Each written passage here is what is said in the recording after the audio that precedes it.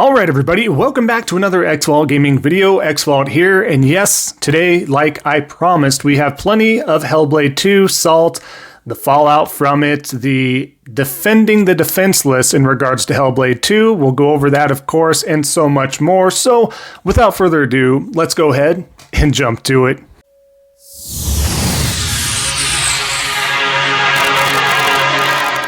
Alright, so like I was saying, what we do is we have a lot of HellBlade 2 references and receipts here and posts, factual posts, of course. So that's going to be the main theme. That's going to be a continuing theme for some time. I have so much of it. We can only get through so much in every video, and a touch of a few other things as well. So let's start with our favorite one, GOAT Gaming. I say this with every single one because all of the Xbox delusional fanboys are technically our favorite one because they're all so great with the fact they share these factual posts with us. So, GOAT Gaming, as you can see here, breaking. Game Media had a supposed tribunal over the weekend and decided very boldly that Xbox has won this generation so far. Hardware, games, and management were the deciding factors, said someone close to the situation. They also said at Xbox P3 was right all along.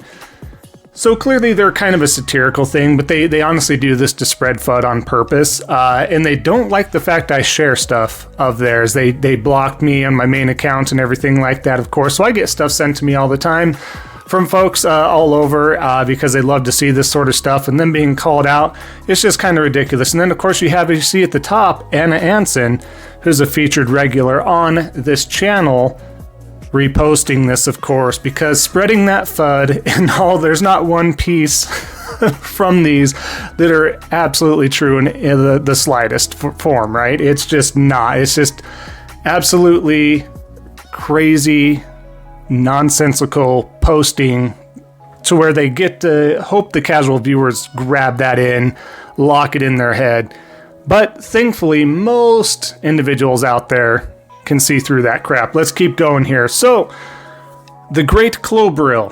He's apparently a legend, so pay attention to this. My thoughts on Senua's Saga, HellBlade 2. Ninja Theory's indie spirit meets a bigger budget. My first ever masterpiece review here. Clobril's first ever masterpiece, and it was reserved for HellBlade 2, a 5-hour game where you could technically get all of your 1000 gamer score achievements there. As you can see, I'll leave this up. I don't want to read over all the at a glance and the verdict, and as you can see, a masterpiece 10. Now, let's go ahead and pull this up here. The great Aaron Greenberg from Xbox marketing, essentially, as well. Wow. First perfect score ever from the legend Clobril himself. Before I got on social media, I was like, who? Obviously, I've known who Clobril was for a while now. But if I was not on social media, who? We all know who he is. If you do pay attention, I get it. 10 out of 10 masterpiece quotes it from Clobril. Touting their own horn, knowing this is a shill piece, an absolute shill piece. If you've been following along, folks, the player count, and obviously it's what to be expected, right? What's to be expected of, and we're using Steam counts here. We've been at 1,000. The peak was 3,800 and something, or something along those lines, and it's down to 1,000, and I believe under 1,000 at the time of this recording. But regardless, we know this is a shill piece, big time. Let's throw this up too, by the way. If you don't believe me it's a shill piece, take a look at this. This was back before 2020. Clobril stating, as you can see, I won't play 30 FPS games in 2020 or thereafter, period.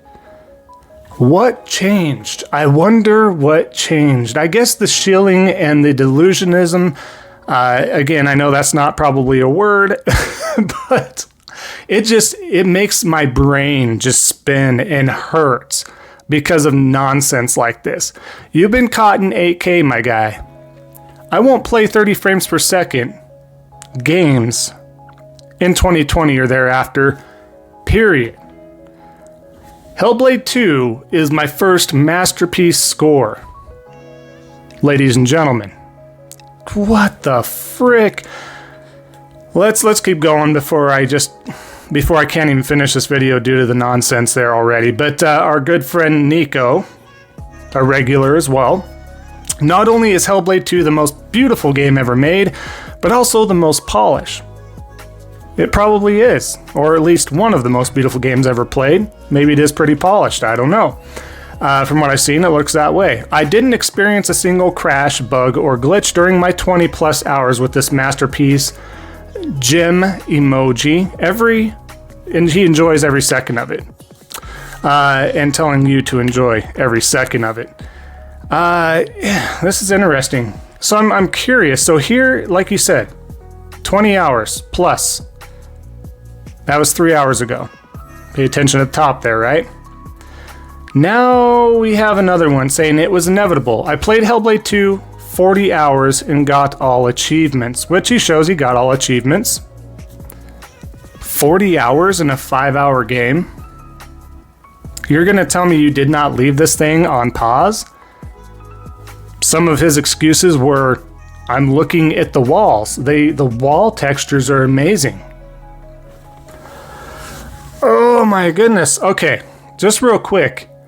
The biggest thing that we can compare this to, this type of game and this type of how well it looks and the shortness of it and this and that and the other, is to the Order 1886, which was a PlayStation exclusive. Not even back then would I ever shill so hard to sit there and say the Order 1886 was a 10 out of 10, and I thoroughly enjoyed that game. But I am also living in reality and understand where people are going to give that a 5 out of 10, a 6 out of 10, 7 out of 10, even some 4s out of 10s. I get it. Linearity, shorts, a few, you can't really replay it. I mean, you can get some collectibles for sure. The shilling is crazy with these guys. That's what I'm trying to get at here. And this is what's crazy here. I just kind of want to show a quick graphic here as well. God of War Ragnarok Valhalla. If you're aware of it, it's the free DLC that was released not too long ago. A few months ago, right? 6 hours for the main story. Main and extra, around 8.5. Completionist, 10.5 hours, basically. HellBlade 2, main story, 6 hours. Main and extra, 7. Completionist, 8.5 hours. This is something you paid $40 or so for. Yes, it's on Game Pass. We understand that. That clearly affects the sales, but just kind of wanted to share that with you there and just have some perspective when they always say Sony's so anti-consumer. Just saying. I'm not saying they're perfect. I'm not saying they haven't been that they haven't been anti-consumer at times, but let's give some credit where credit is due if we're going to do some comparisons here. But this I wanted to share with this. Our good friend Colt Eastwood, he's back again. Like I said, he can't stay out of a video 9 out of 10 times because it just bodes well for him. So here we have Senua's Saga HellBlade 2. Recommended control scheme changes. Toggle sprint. Sprint LS. Block LB. Left button, right? Dodge B.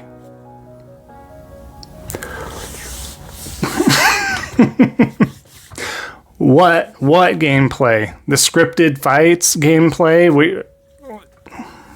Here's my recommended settings for a game that you barely do anything in. If this is true, by the way, if this is true that these settings are a little bit better, and I don't want to take a dig at the devs, but where was the quality control in the scheme of things for control settings? If this is true, and if it's not true, what a pointless post. And again, it's laughable as we're trying to map settings, the best settings for a game that you barely move around lighting torches in good sections with scripted fighting. Odd. Let's keep going here. Post up. Man, I can't believe we have come this far in gaming. King Thrash, though. I wanted to give King Thrash some credit here because I thought this was a good burn. What? Holding a torch while shimmying at 20 frames per second? It's good. It was a good burn. Wanted to share that with everybody. I thought that was great here. Let's share another here from Darius Fears, one of the biggest frauds out there, of course, as if they all aren't, but this guy especially because he's newer to the Xbox fanboy shilling by, a short time ago. But has made a good following accounts in regards to how much he's been shilling and being that diehard fanboy for Xbox folks there. But quoting here, as you can see, HellBlade 2 is greater than Quantum Error. Both used Unreal Engine 5 with kind of that embarrassed emoji look. If y'all are not familiar with Quantum Break or Quantum Error, that game was just not a good game overall. To say HellBlade 2 is better than that, you could probably say Balan Wonderworld was better than Quantum Error, regardless of the engine that we're trying to compare here. Also, there was more devs on board creating HellBlade 2 than there was Quantum Error. Also, Quantum Error is going to eventually go to the Xbox as well. But no, it's Quantum Error is not a great game. Got a lot of flack, and deservedly so. But how tone deaf do you have to be to sit there and try to get a W out of comparing HellBlade 2 to Quantum Error? What are we doing here? This is so bad. I mean, they're looking for anything to cover up the 5-hour gameplay, to cover up the very minimal gameplay as it is. It's been talking about how great the game looks. And so that's all they have to run with. And so they're finding any caveat in any corner to kind of shimmy past, pun intended, with this game to try and make this look like a big W. This is the next game they were waiting for after Starfield. This was it. This was not it. This was not it. Sorry, folks. It does have an 81 Metacritic score overall, to each their own on that. But again, I would not ever give this a 9 or a 10, nor would I have ever given The Order 1886 an 8, a 9, or a 10.